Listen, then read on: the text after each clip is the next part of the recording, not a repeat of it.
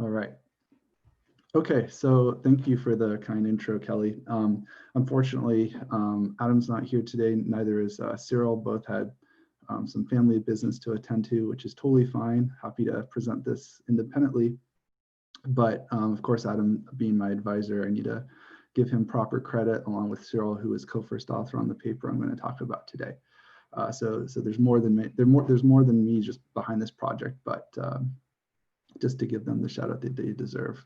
So today I'm going to be talking about a recent paper we submitted to the bioRxiv about, as Kelly said, this combined DNA and phenotyping in single cells using the Mission Bio Tapestry platform. In this particular paper, we used the system to study many thousands of single cells and some representative patient cases of leukemia, specifically AML. So first, just a bit about the lab, just to kind of advertise and so you understand where I'm coming from as an engineer, because I am more of a microfluidics engineer, certainly than a cancer biologist, though I like to think that I have my feet kind of wet in both of these areas. Adam's lab is very much an engineering tools-based lab with focuses in single cell analysis, synthetic biology, droplet printing, bioinformatics, and some other areas. Adam, being a physicist, is very good with some of the droplet-based platforms. However, in more recent years, we've definitely come to do more of the single cell analysis with primary samples, and in this case, with some leukemia, with the help of some collaborators who I'll mention later. So that's a bit about the lab itself. The Mission Bio platform, of course, Tapestry.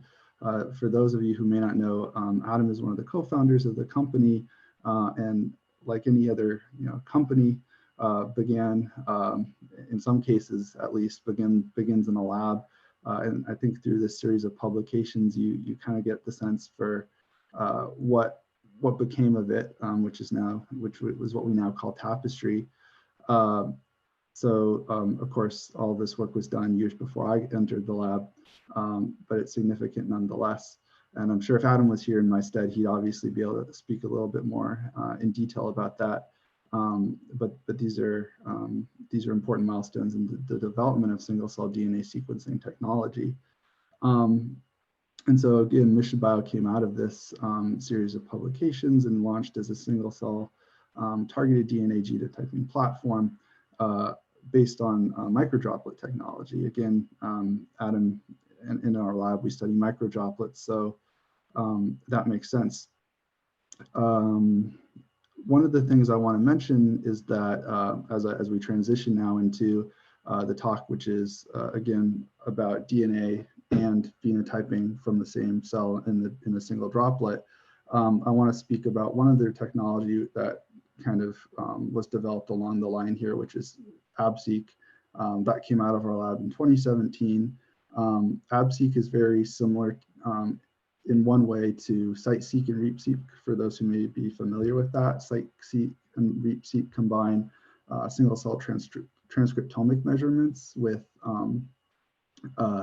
DNA conjugated antibodies, which essentially serve to provide an immunophenotypic readout for single cells, much like flow cytometry does.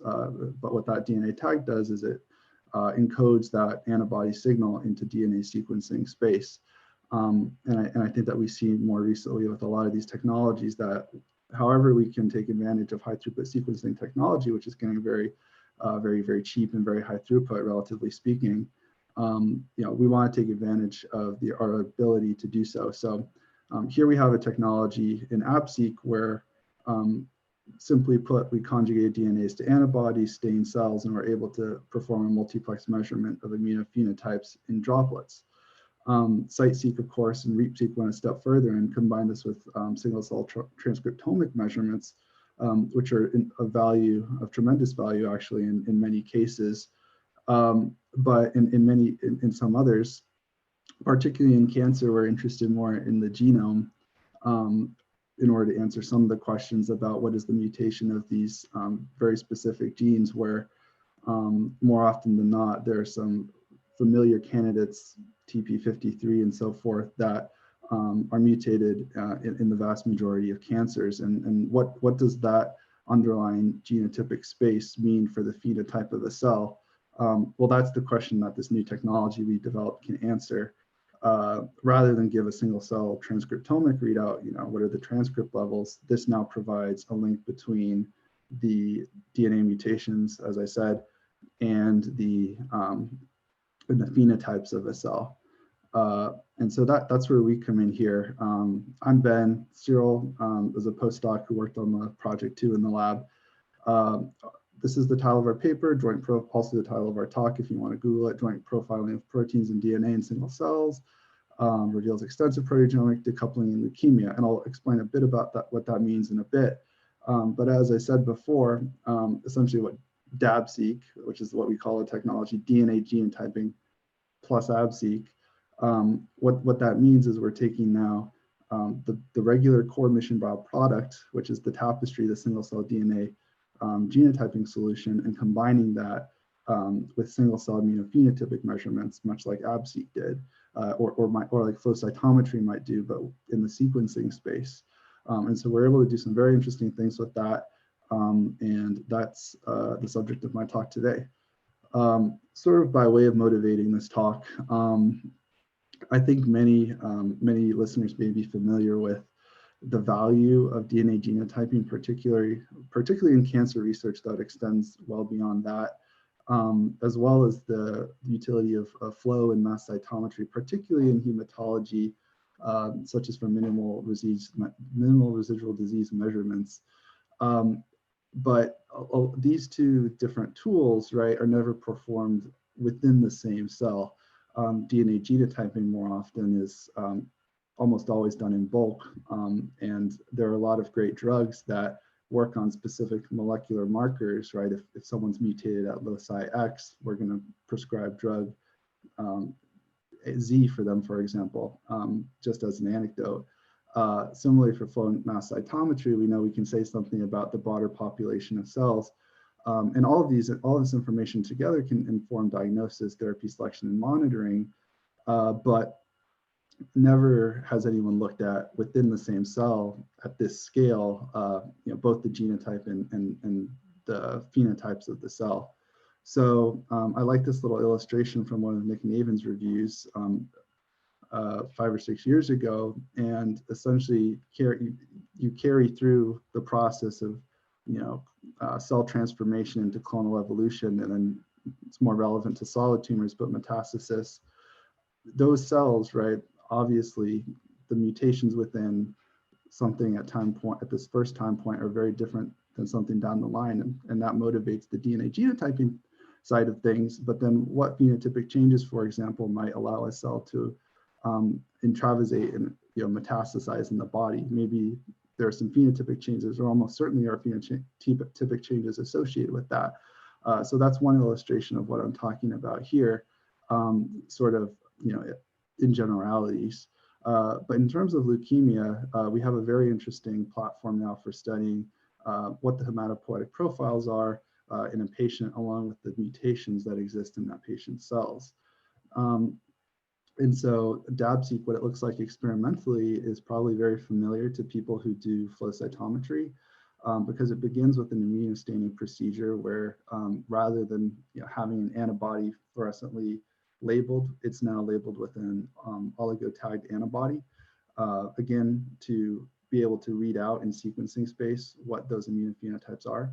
But it's a very similar procedure. The middle part of this procedure is more or less the same as what Mission Bio typically does for their single cell DNA platform.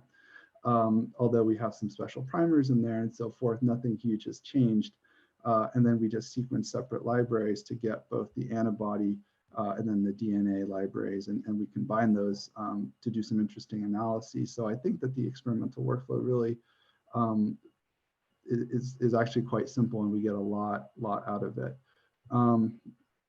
And so for this particular study, we focused on, again, it's leukemia. And so we were inspired by some of these clinical panels of markers that, again, are traditionally used in flow cytometry studies, but there's a couple dozen or so that are very informative for subtyping leukemias, and for really assessing the degree to which this patient's blasts have have evolved, and how many there are, for example. This really runs the gamut of what you might see in leukemia, these 23 plus R control antibody.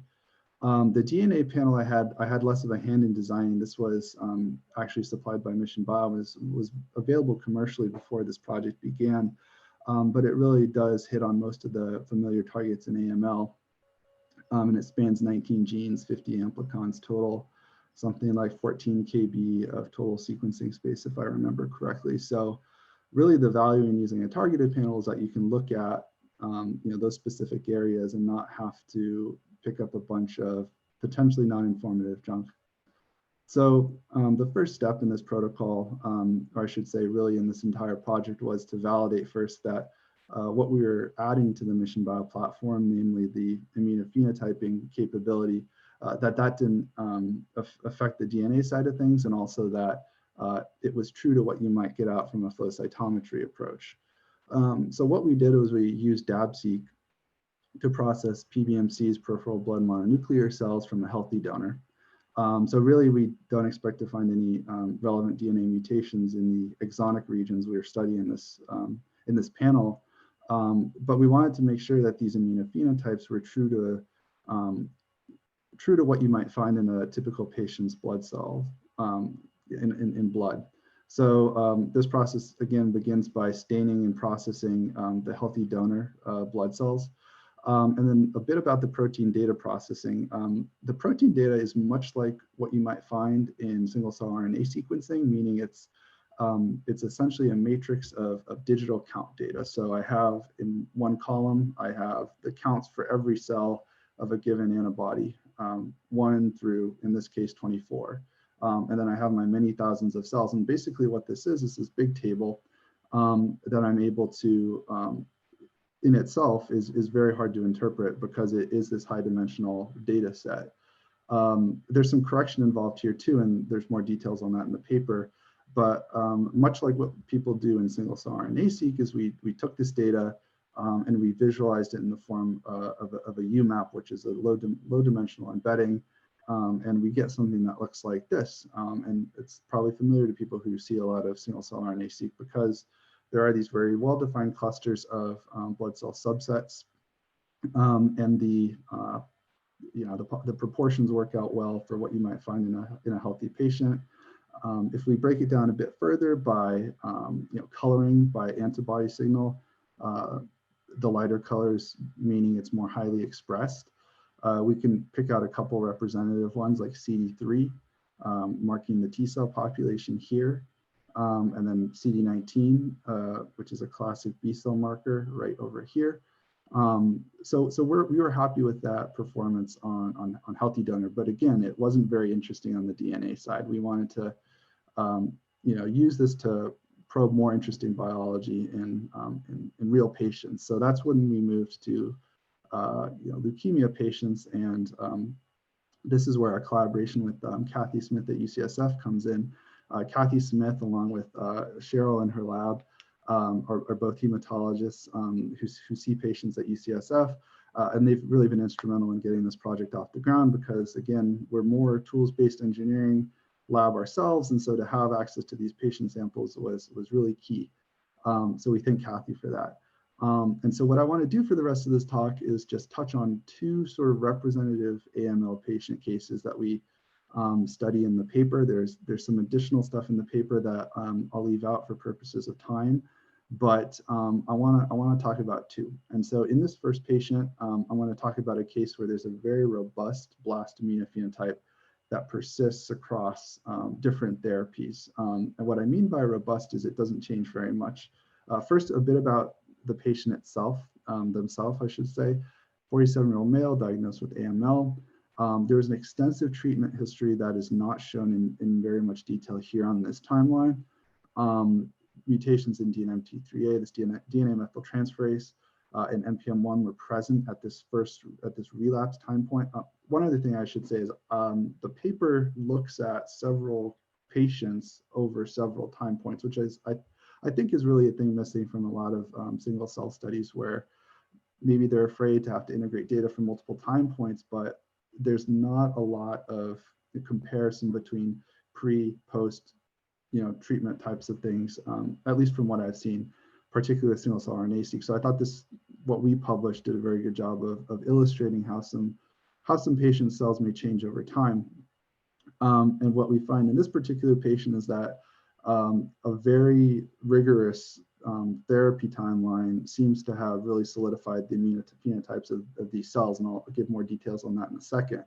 But again, we basically find that there are two predominant phenotypes of cells in this patient, one which is co-mutated at the DNMT3A and NPM1 locus, and one of which is not mutated at any of the loci that we're studying in our panel. Prior to the last treatment time point, one interesting thing to note was that this patient was treated with the CD33 drug conjugate, gemtuzumab, and then they achieved complete remission.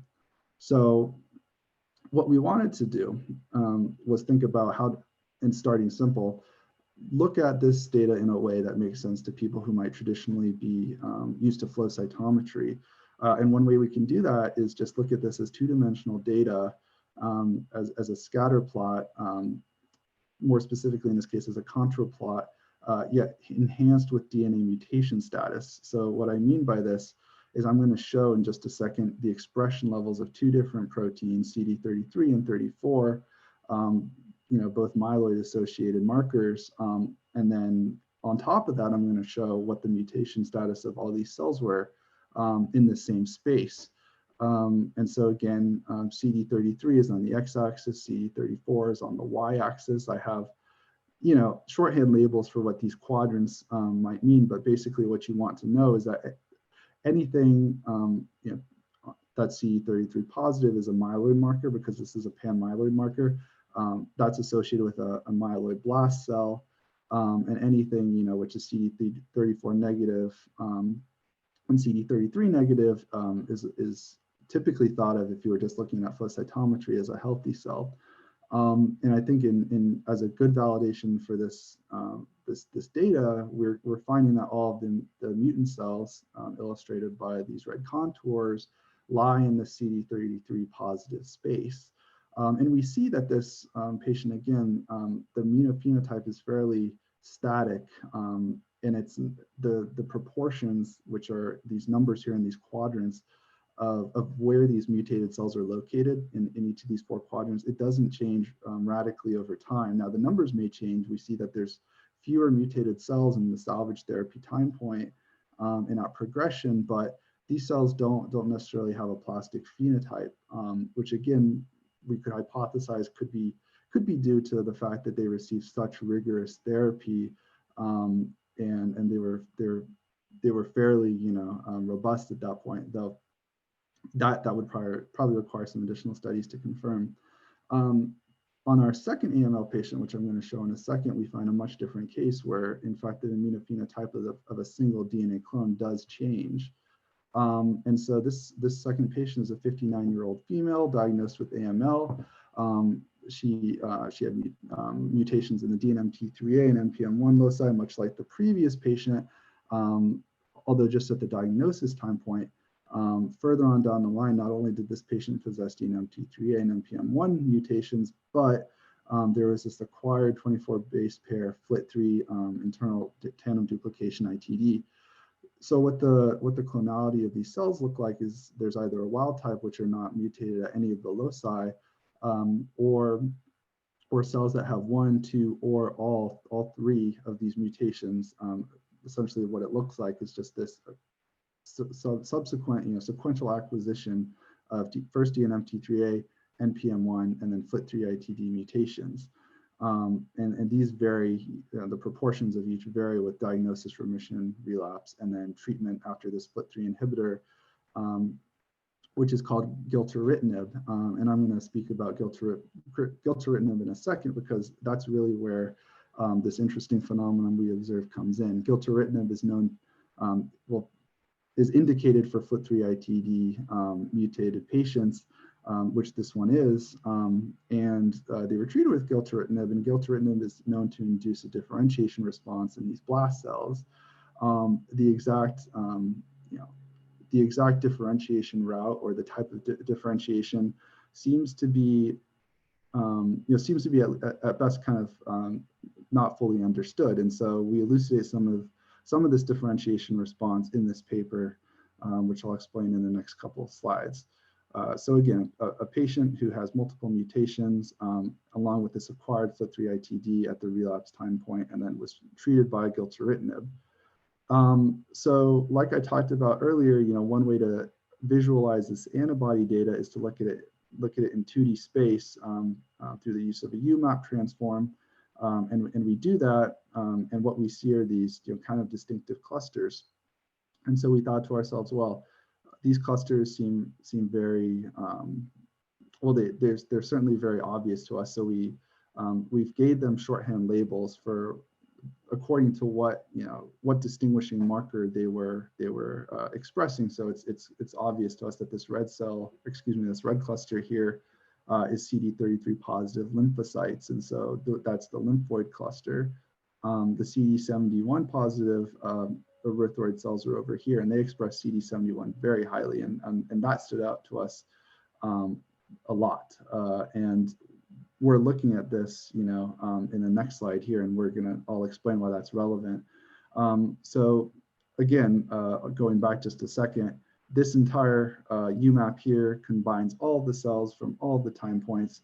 But what we have to do is, at least to break down what's happening across time, pick out the different mutations and where they lie, how these cells propagate amongst the phenotypic clusters over time to better understand the evolution of these cancer cells. This is a fairly large figure, and to fully digest it, you may need to actually look at the paper, but very briefly, because I'm running out of time, what we've done is taken this UMAP plot, and then we've colored it by cell present in this given time point, according to the genotypes of these cells. So whether it has the DNMT3 mutation, NPM1, FLT3-ITD mutation. One thing that stands out very clearly is that the NPM1 mutated cells express CD33 very highly, and that's not surprising given that they're myeloid blasts. At remission, we find that despite the prevalence of a small amount of DNMT3 positive cells, these in fact do not express CD33 very highly and would probably not be cause for alarm by a clinician, even despite the fact that there is a mutation there. I don't think it's necessarily consistent with the relapse of their leukemia. We do see this very clear relapse in the next time point where all these cells are mutated at the FLT3 locus, and they express CD33 very highly. And now what happens in the next step is really quite interesting. After treatment with gilteritinib, these patients, the cells harboring this FLT3-ITD mutation, which is essentially all of them. You can see that the relative numbers here, it's overwhelming. They're overwhelmingly mutated by FLT3-ITD with the FLT3-ITD. They no longer express CD33 highly at all. There is a small subset, but the majority have baseline CD33 expression, which is really none at all. It's comparable to the first or the remission time point, I should say.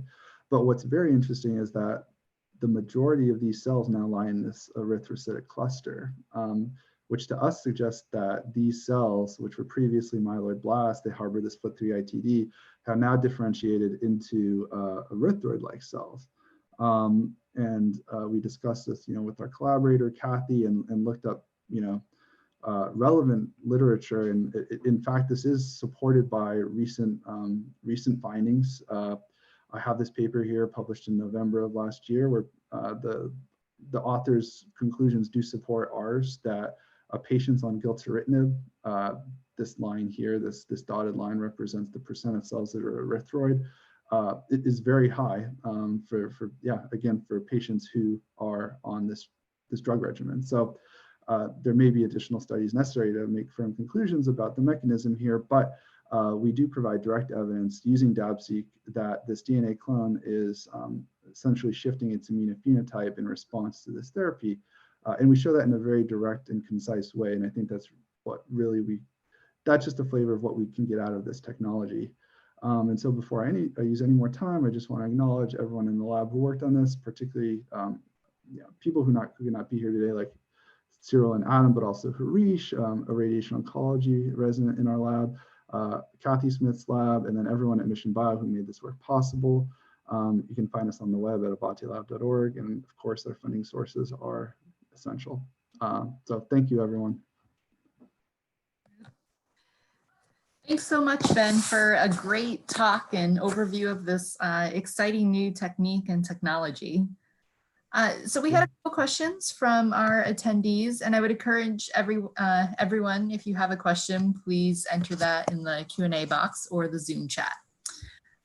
So a couple technical questions. How big of a protein panel can you go up to?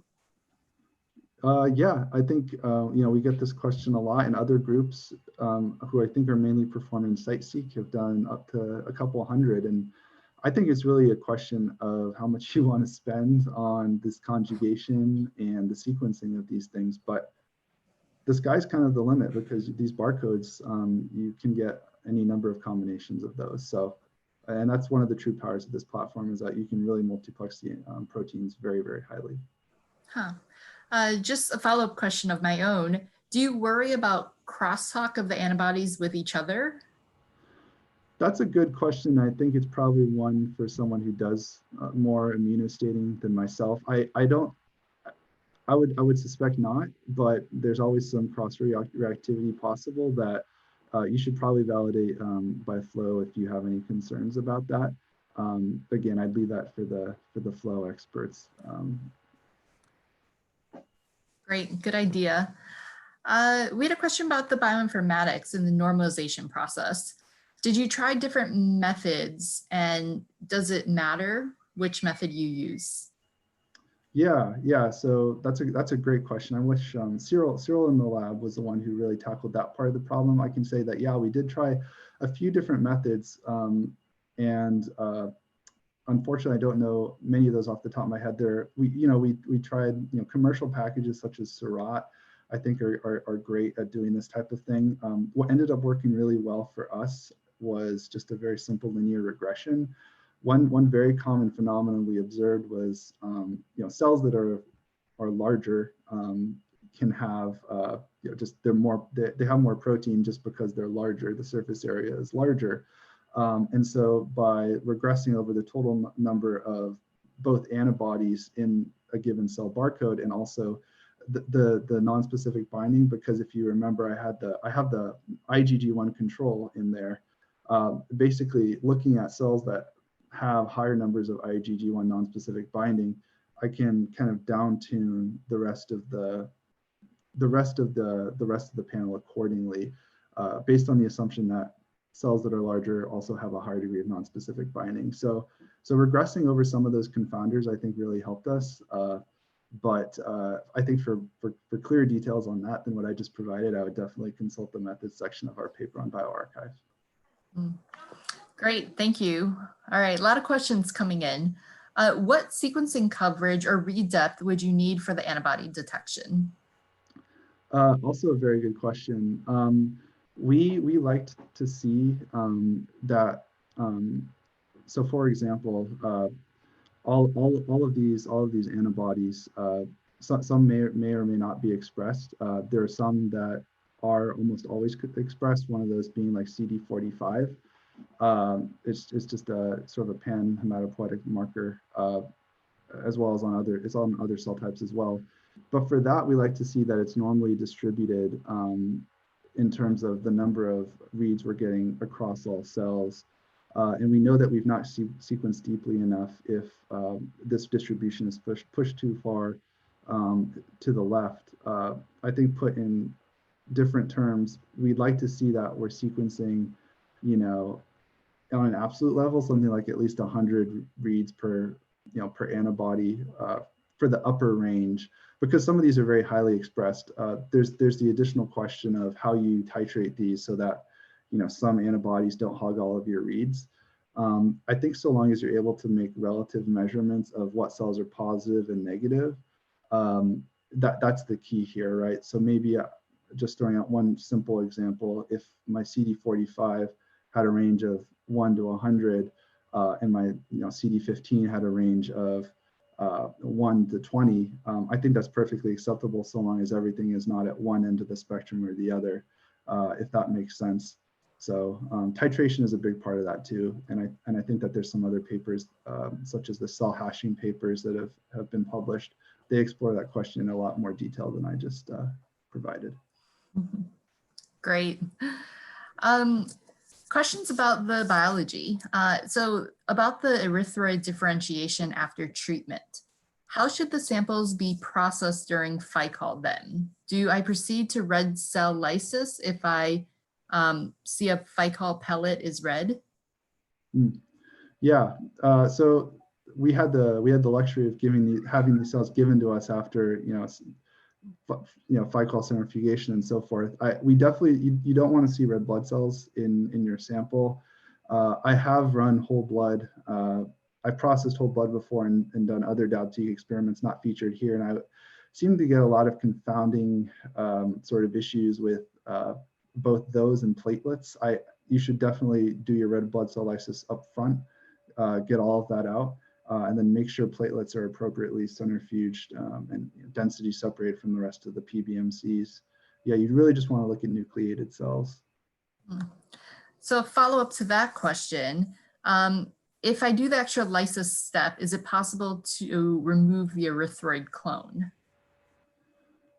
I'm not sure I understand the question, but maybe it's that, well, so this method is destructive if that's what that's getting at. Once this enters the tapestry, it's digested, and there's no way to recover that specific cell. If you were to, split your sample in half and run tapestry on half of that, perform your analysis, and then go back and flow sort that, for the erythroid clone, that's a particular way you could do that. But this is not, you do not recover cells from this method, unlike flow cytometry. Great. So are the antibodies only cell surface or intracellular too? In this case, they're all cell surface. We think we're in a good position to also do a lot of intracellular stuff too. I think a lot of the issues with RNA intracellular studies, particularly with site-seq, was that once the cell is permeabilized, that also means the transcripts can leave the cell. We don't have the same issue with DNA. The DNA is still tightly bound in the chromatin in the nucleus. So I think we're in a great position to do some intracellular stuff, and we're looking at it, and I'm pretty confident it's going to work well. Excellent. I know we're over time, but a couple more exciting questions. In the last figure, why do you think there were 3 blast populations? Yeah, I think that these are due to small differences, perhaps in data integration, although I don't think that's the case. I'll go back to that one so that we can actually observe it a little bit more closely. I think that these blast populations naturally do change over time. As sort of a reference for what we should be seeing in these samples, all of these samples have had flow cytometry, clinical flow cytometry performed on them, and it's very interesting to see how they describe their results, which is it's very programmatic. For example, they say in this gate we have this percentage of cells, and in this gate we have this percentage of cells, and this finding is consistent with da da da da da. And so you note that over time, even in the flow cytometry studies, that the amount of cells within a given gate, let's say CD15 positive, combined with CD16, right? In the case of the monocytic population, the proportions change over time in those studies as well. So I don't think it's too surprising we have multiple clusters. I think based on the fact that we're using these different markers to create this embedding, small differences in these can lead to fairly large shifts in how these are visualized. But some of the expression changes also have a lot of underlying biology that is associated with them too. And I can't explain every small shift, and it could be it could be a result of, when, these cells were taken from the patient. I don't have enough knowledge of how that happened, though, to speak anymore in any more detail about that. Great. So I think that this question is a good follow-up. So in your study, you use the protein markers for cell identification, but do you think there may be changes in the level of protein expression? And did you, for different disease states or therapy states, and did you look at that? So I'm not sure if I fully understand. Can you just repeat the question real quick? Yes, I think they're trying to ask, so, in RNA-seq, you care about differences in level of RNA expression. And so for these studies, were there any differences in protein expression? Right. Yeah, I think just like RNA-seq, these measurements are relative. And a lot of it relies on really robust data integration. Combining single-cell RNA-seq data sets, for example, I think is a very, very tough problem. And there's some great people working on that. Similarly to what we're doing here, we're making claims about relative expression in between experiments that were conducted on either the same day or in the same series of days with the same protocol and using with the same operators. And so we can make some good qualitative, we can make some good qualitative statements, I think, about the relative expression of these different cell types. As for what the absolute expression of something is, I think that can certainly be calibrated and extrapolated in a way from the data, but we're definitely speaking in more qualitative terms about, for example, a cell that expresses CD33, it has a baseline expression which is several-fold higher than the rest of the population. And much like flow cytometry, we're drawing these gates at areas that to the lay user may seem subjective, but actually have some sense to them. So yeah, we're comparing between data sets, but doing so carefully, I guess, is the short end of that. All right. Well, it looks like you've answered all of the questions. And Ben, we really want to thank you again for sharing this really interesting new work. And we can't wait to see it published. And thank you again for doing our virtual webinar series. Great. Thanks, Kelly. Happy to join you guys.